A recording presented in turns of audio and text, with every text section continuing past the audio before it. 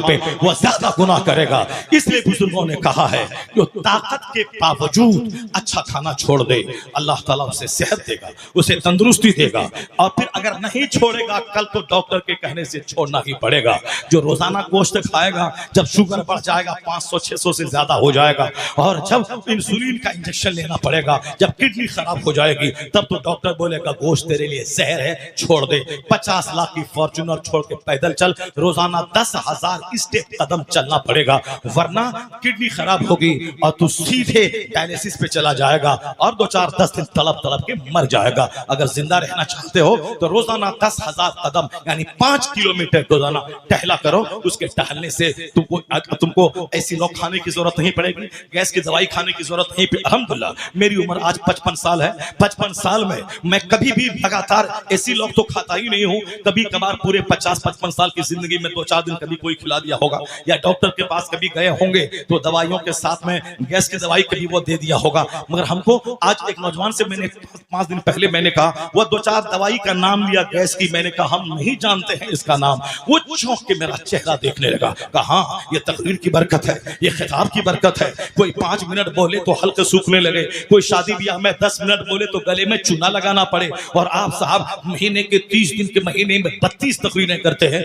2-2, 3-3, 4-4 घंटे बोलते हैं। ना हड्डी में चूना लगाने की जरूरत है, ना हल्दी लगाने की जरूरत है, ना आवाज फंसती है, और ना साहब एनर्जी घटती है, और ना आप जमीन पे लेटते नहीं है, बल्कि सफर किया दिन में और रात में खिताब किया, 2-4 घंटे सो गया, सफर ही में झूमते हुए काम चल गया। आखिर ये क्या है? ये वही है, वही है रूहानी ताकत, स्पिरिचुअल ताकत, आध्यात्मिक ताकत। ज्यादा सेब संतरा खाने से वो ताकत नहीं मिलती। अल्लाह का जिक्र करता रहा, नेक काम करता रहा, कुरान पढ़ता रहा। जो काम संतरा खाने से जो ताकत ना मिलेगी वह कुरान पाक की तिलावत से मिल जाएगी, सजदे से मिल जाएगी, जिक्र इलाही से मिल जाएगी, नमाज पढ़ने से मिल जाएगी, रोजा रखने से मिल जाएगी। सारी दुनिया कहती रही कि जो 24 घंटे में नहीं खाएगा 12 घंटे भूखा रहेगा वह कमजोर हो जाएगा, वह कमजोर हो जाएगा, एनर्जी उसकी घट जाएगी। हिंदुस्तान का डॉक्टर झूठा ग्रेड ये कहता रहा कि रोजे में कमजोर हो जाएंगे, रोजे शुगर में रोजा नहीं रख पाएंगे। आज मेरे 10 से लेके 12 साल मेरे शुगर के हो गए, एक रोजा आज तक मैंने शुगर के नाम पे नहीं छोड़ा। मक्का शरीफ में रोजाना उम्रा करता रहा, रात में तरावी पढ़ता रहा उस धूप में, उसके बावजूद भी एक रोजा तर्क नहीं हुआ। हिंदुस्तान में इस साल पूरा रोजा मैंने रखा, एक रोजा सफर भी करता रहा। जुमा के दिन, अलविदा जुमा के दिन, जहां सिर्फ 25 मिनट तकरीर होती है, मैं 2.25 घंटे तक, 1 घंटा 45 मिनट, 1 बजे जमात होनी थी जुमा की, 2:45 बजे जुमा की जमात हो रही है, अलविदा जुमा की, 2.25 घंटे तक लगातार खताब होता रहा, रोजे की हालत में होता रहा, खड़े खड़े होता रहा। जैसे मैंने आज आधा घंटा बोला, 2.25 घंटे तक इसी जुम्मतुल वदा के दिन मैंने हैदराबाद में खिताब किया है। ऐसा नहीं कि खिताब करने के बाद हमको लेटा दो, पानी चढ़ा दो, हम तो शुगर के मरीज हैं, 2.25 घंटा खड़े खड़े बोल दिए, अब इंजेक्शन चढ़ाओ, अरे मर गया, जल्दी से दिन डूबे, जल्दी से खाओ। नहीं नहीं, उसके बाद ना मेरी नमाज में कोई फर्क पड़ा, ना इफ्तार के टाइम तक कोई कमजोरी महसूस हुई। तो जो डॉक्टर कहता है रोजा मत रखो बीमार हो जाओगे, वह झूठा है। अलबत्ता एक डॉक्टरों की टीम है जो डॉक्टर सघन अध्ययन करते हैं, जो डॉक्टर हकीकत बोलते हैं। ये झूठे गोदी मीडिया वालों की तरह ये झूठा डॉक्टर झूठ नहीं बोलता है। वह लोग कहते हैं रोजा से सेहत मिलती है, observe fast you will be healthy. America का डॉक्टर कहता है रोजा रखिए हेल्दी हो जाएंगे। जापान का गोल्ड मेडलिस्ट कहता है रोजा रखिए हेल्दी हो जाएगा। हिंदुस्तान का रामदेव कहता है महीने में 2-4 दिन फास्टिंग कीजिए हेल्दी हो जाएगा। हॉलैंड का पादरी कहता है महीने में 3 दिन यानी 12 महीने में कम से कम 30 से लेकर 25 दिन तक फास्टिंग कीजिए, 16 से लेकर 12 घंटे तक फास्टिंग कीजिए, सेहतमंद हो जाएंगे। ये तो चंद लोग कहते हैं फास्टिंग कीजिए सेहतमंद हो जाएंगे। वो कहते हैं तजर्बा बोलता है, एक्सपीरियंस बोलता है। लेकिन एक कौम मुस्लिम, ये बात अगर सच है, ये बात वही है जो तेरे मुस्तफा ने 1400 साल पहले कही है। हुजूर कहते हैं साफिरू, सफर करो मालदार हो जाओगे, सुमू तसहू, रोजा रखो सेहतमंद हो जाओगे। आज दुनिया का 1 लाख डॉक्टर जिस नतीजे पर पहुंचा है वह बात मुस्तफा ने 1400 साल पहले कह दी है। इसलिए तो मैं कहता हूं ना कोई गांधी बड़ा, ना नेहरू बड़ा, ना अंबेडकर बड़ा, ना माओ जेतुंग बड़ा, ना लिंकन बड़ा, ना कोई मुसोलिनी बड़ा, ना कोई हिटलर बड़ा, ना कोई दूसरा बड़ा। सबसे आला व औला हमारा नबी, सबसे बाला व वाला हमारा नबी, सारे ऊंचों में ऊंचा, समझिए जिसे है उस ऊंचे से ऊंचा हमारा नबी। नारे तकबीर, नारे रिसालत, मसलके आला हजरत, मुजाहिदे मेरे पास वक्त नहीं, मैं वक्त से ज्यादा बोल चुका हूँ। 1 घंटा 15 मिनट टाइम मुझको दिया गया था, मैं 1 घंटा 30 मिनट में बोल चुका हूँ। जरा बस 5 मिनट का टाइम और मैं आपसे मांगता हूँ, और मैं अपने नाज़िम इजलास से 5 मिनट का टाइम मैं मांग रहा हूँ। जरा गौर से सुनिएगा, क्योंकि मेरे पास कोई टाइम नहीं है, क्योंकि मुझको जाना है और ट्रेन पकड़नी है। वंदे भारत, वंदे भारत मैं नहीं बोलता हूँ, मैं वंदे भारत बोलता हूँ, क्योंकि वंदे का मीनिंग दूसरा होता है और वनडे में बोलता हूँ। वंदे भारत मुझको पकड़नी है और मुझको यहाँ से गया जाना है। वनडे भारत का टाइम, वो रेलवे स्टेशन पे खड़े रहिए, आप पानी लेने जाइए, टाइम हुआ तो गेट लॉक हो गया, अब बाहर झुनझुना बजाते रहिए आप। वो ट्रेन खड़ी है, गेट लॉक है, वो चली जाएगी, इसलिए हमें वक्त से पहले ही वहां जाना पड़ेगा। बस एक आखिरी बात नोट कर ले, मुसलमान खवातीन को ज्यादा गर्म खाना मत खिलाएं, उसको कपड़े का मुकाबला मत करने दें, उसको ज्यादा फालतू बातें उसको करने मत दे,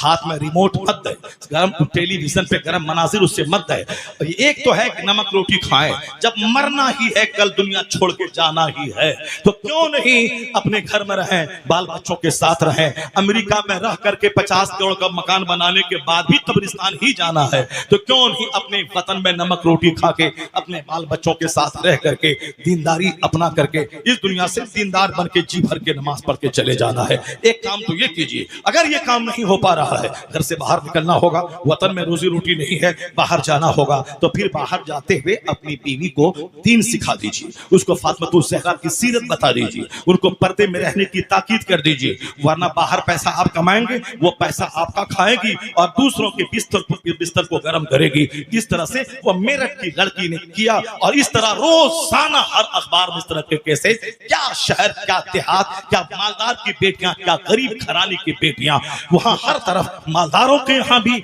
वहां भी दीन है, वहां अल्लाह का डर है, अगर वहां आलिमों का आना जाना है, और गरीबों के यहाँ भी दीन है, अगर वहां आलिमों और नेक लोगों का आना जाना है। लेकिन जिस मालदार के यहाँ चोरों का आना जाना है, सिर्फ नेता का आना जाना है, सिर्फ कुफार और मुशरिकीन का आना जाना है, वो मालदार, उसके बाल बच्चे भी बर्बाद हैं, उसी की बेटियां गैरों के साथ भागकर अपने इस्लाम का दामन छोड़कर कुफ्र को कबूल कर लेती है। लेकिन कसम खा के कहता हूं, जिस घर में तहज्जुद गुजार का आना जाना हुआ, नमाजी का आना जाना हुआ, जिनके बाल बच्चे ने उसके सजदे को देखा, उनके तहज्जुद को देखा, उनकी तस्बीह को देखा, उनके तिलावत को देखा, उनके बाल बच्चों के दिमाग में अल्लाह का डर, आखिरत की फिक्र पैदा होती है। जिस घर में चोर आएंगे, ना महरम मर्द आएंगे, जिस घर में हुस्न की, सेना की, एंजॉय करने की, घूमने फिरने, वो बातें करने वाले लोग आएंगे, अगर उस घर की औरतों की आबरू लूट गई तो लूटना ही था। जब चोर आएगा इज्जत लूटेगी, काफिर आएंगे इज्जत लूटेगी। जिस तरह घर में पीर आएंगे, फकीर आएंगे, नमाजी आएंगे, तहज्जुद गुजार आएंगे, तो आपके बाल बच्चों का भी तहज्जुद गुजार बनना तय है, नेक बनना तय है। इसलिए दोस्ती नेकों से कर, ताकि तेरी नस्लें नेक बन जाएं, और बुरों और काफिरों से दोस्ती मत कर, वो ना तेरा बच्चा भी तेरा न रहेगा, तेरी बीवी तेरी नहीं रहेगी, मकान तेरा रहेगा, न दुनिया तेरी रहेगी, न उकबा तेरा रहेगा।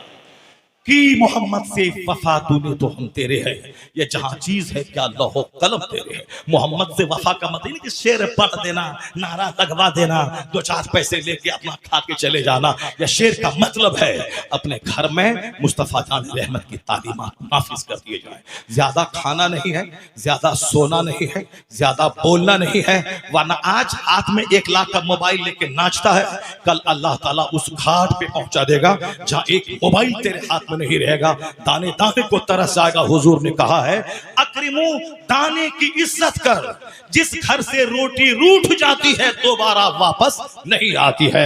इसलिए दाने की इज्जत कर, दौलत की इज्जत कर, नेमत की इज्जत कर, वरना जो नेमतें देना जानता है वो नेमतें छीन कर फकीर बनाना भी जानता है।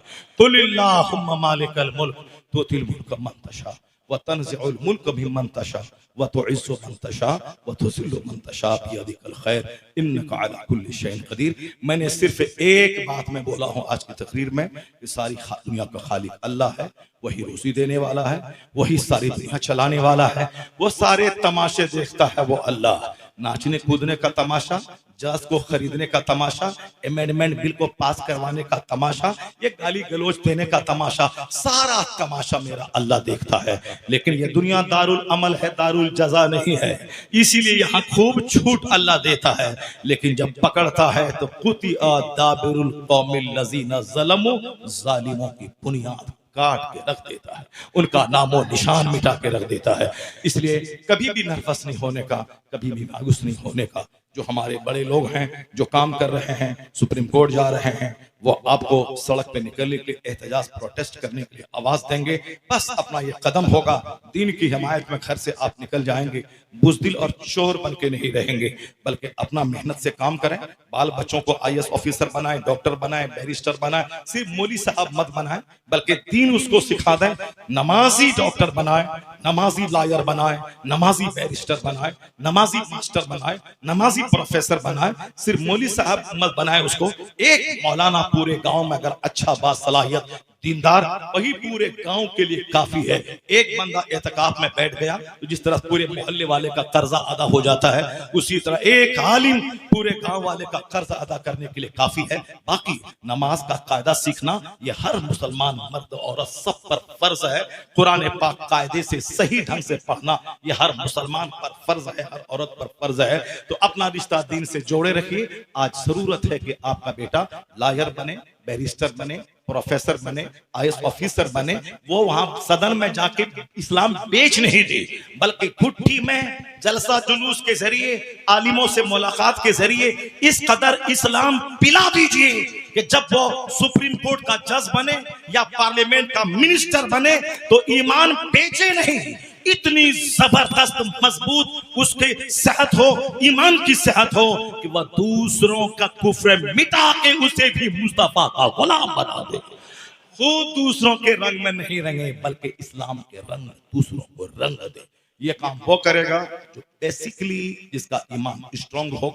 स्ट्रांग करने के लिए किताबें मुताला करेगा, अच्छे लोगों की सोहबत में रहेगा, अच्छी बातें सुनेगा।